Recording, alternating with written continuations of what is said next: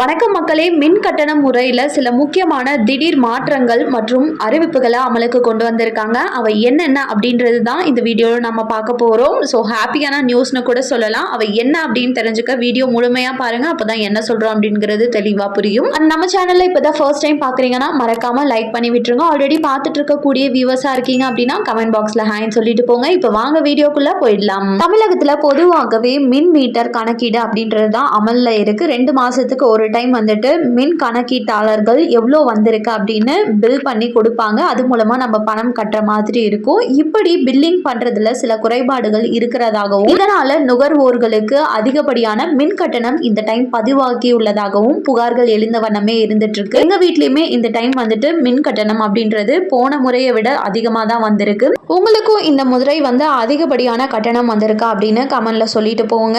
தாவேக அரசு பொறுப்பேற்றதுமே 200 யூனிட் இலவச மின்சாரமானது ஃப்ரீ அப்படின்ற மாதிரி சொல்லியிருந்தாங்க. அதுவும் 500 யூனிட்க்கு மேலே இருக்கிறவங்களுக்கு 100 யூனிட் இலவச மின்சாரம் தான் ஃப்ரீ அப்படின்றதும் சொல்லப்பட்டிருந்த நிலையில் 500 யூனிட்குள்ள வரவங்களுக்கு 200 யூனிட் மட்டும் இல்லாமல் பர் யூனிட்க்கு இவ்வளோ அப்படின்றதையும் சார்ஜஸையும் சொல்லியிருந்தாங்க. 500 யூனிட்க்கு போடும் போது உங்களுக்கு டபுள் மடங்கு ஆகும் அப்படின்றதும் சொல்லப்பட்டிருந்தது. இந்த நிலையில தான் இப்போ நிறைய மக்களிடம் இருந்து புகார்கள் எங்களுக்கு வந்து அதிகப்படியான மின் கணக்கீடு கட்டணம் வருது அப்படின்றத சொல்லப்பட்டிருக்கு. வழக்கமாகவே வெயில் காலத்துல மின்சார பயன்பாடு அப்படின்றது அதிகரிக்கப்பட்டாலும் மின் கட்டணம் உயர்வது வழக்கம் தான். ஆனா அதையும் தாண்டி இப்ப அதிக அளவுல வந்து இந்த மின் கட்டணம் அப்படின்றது வந்திருக்கு.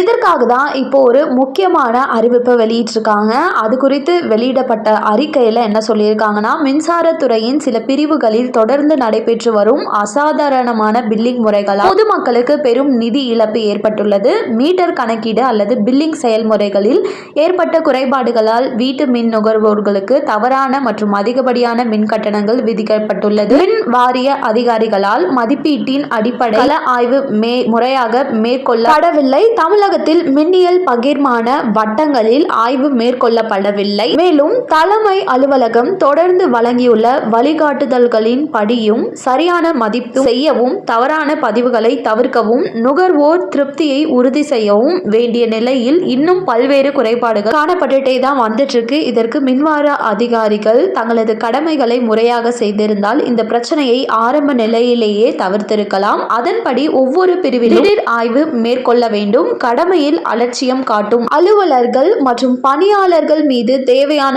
ஒழுங்கு நடவடிக்கை உட்பட கடுமையான நடவடிக்கை எடுக்கப்பட வேண்டும் எனவும் மேற்பார்வை பொறியாளர்கள் தங்களின் கட்டுப்பாட்டில் உள்ள அலுவலர்கள் சரியான முறையில் பணி செய்கிறார்களா என்பதை ஆய்வு செய்ய வேண்டும் எனவும் சொல்லியிருக்காங்க. கண்டிப்பா இந்த அறிவிப்பு அனைவருக்கும் பயனுள்ளதா இருக்கும் நம்புறேன். இதுல ஏதாச்சும் டவுட் இருக்குன்னா சந்தேகம் இருக்குன்னா கமெண்ட்ல கேளுங்க. மேலும் அரசாங்கம் சார்ந்த அனைத்து விதமான அப்டேட்களையும் உடனுக்குடனே தெரிஞ்சுக்க நம்ம சேனலை சப்ஸ்கிரைப் பண்ணி வச்சுக்கோங்க. வீடியோ பயனுள்ளதா இருந்ததுன்னா மறக்காம ஒரு லைக் பட்டனையும் தட்டி விட்டுருங்க. நன்றி. மீண்டும் அடுத்த வீடியோல உங்களை சந்திக்கிறேன்.